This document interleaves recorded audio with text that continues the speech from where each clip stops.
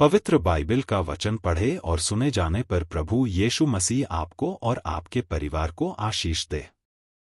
पवित्र बाइबल 2 इतिहास की पुस्तक का 21 अध्याय वचन 1 से 20 यह कहता है। वचन 1 निदान यहोशापात अपने पुरखाओं के संग सो गया और उसको उसके पुरखाओं के बीच दाऊदपुर में मिट्टी दी गई और उसका पुत्र यहोराम उसके स्थान पर राज्य करने लगा। वचन 2 इसके भाई जो यहोशापात के पुत्र थे ये थे अर्थात अजर्याह, यहीएल, जकर्याह, अजर्याह, मीकाएल और शपत्याह, ये सब इस्राएल के राजा यहोशापात के पुत्र थे। वचन 3 और उनके पिता ने उन्हें चांदी सोना और अनमोल वस्तुएं और बड़े बड़े दान और यहूदा में गढ़ वाले नगर दिए थे, परंतु यहोराम को उसने राज्य दे दिया क्योंकि वह जेठा था। वचन 4 जब यहोराम अपने पिता के राज्य पर नियुक्त हुआ और बलवंत भी हो गया, तब उसने अपने सब भाइयों को और इस्राएल के कुछ हाकिमों को भी तलवार से घात किया। वचन 5 जब यहोराम राजा हुआ तब वह 32 वर्ष का था और वह 8 वर्ष तक यरूशलेम में राज्य करता रहा। वचन 6 वह इस्राएल के राजाओं की सी चाल चला जैसे अहाब का घराना चलता था, क्योंकि उसकी पत्नी अहाब की बेटी थी, और वह उस काम को करता था जो यहोवा की दृष्टि में बुरा है।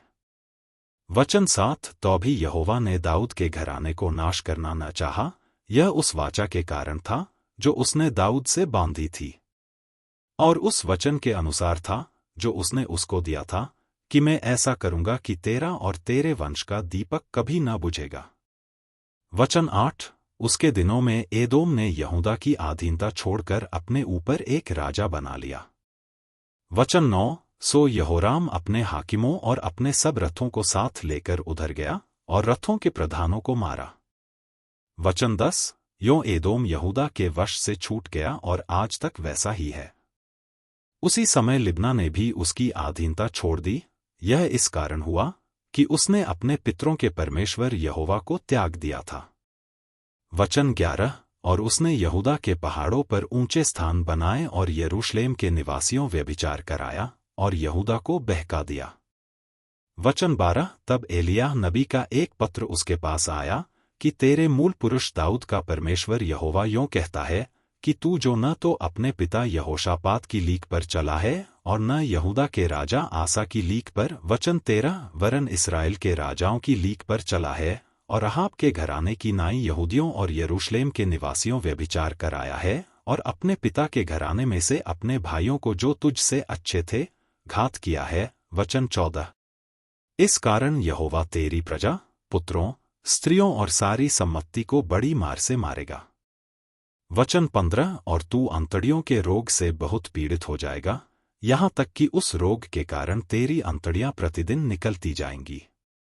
वचन 16 और यहोवा ने पलिश्तियों को और कूशियों के पास रहने वाले अरबियों को यहोराम के विरुद्ध उभारा। वचन 17 और वे यहूदा पर चढ़ाई करके उस पर टूट पड़े और राजभवन में जितनी संपत्ति मिली उस सब को और राजा के पुत्रों और स्त्रियों को भी ले गए, यहाँ तक कि उसके लहुरे बेटे यहोआहाज को छोड़ उसके पास कोई भी पुत्र न रहा। वचन 18 इन सब के बाद यहोवा ने उसे अंतड़ियों के असाध्य रोग से पीड़ित कर दिया। वचन 19 और कुछ समय के बाद अर्थात 2 वर्ष के अंत में उस रोग के कारण उसकी अंतड़ियां निकल पड़ी और वह अत्यंत पीड़ित होकर मर गया।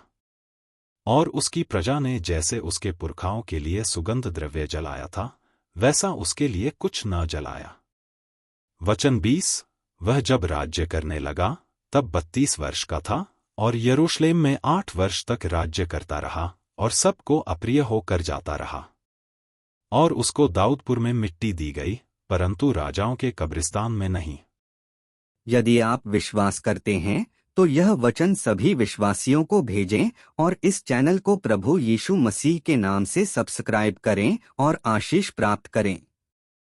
धन्यवाद।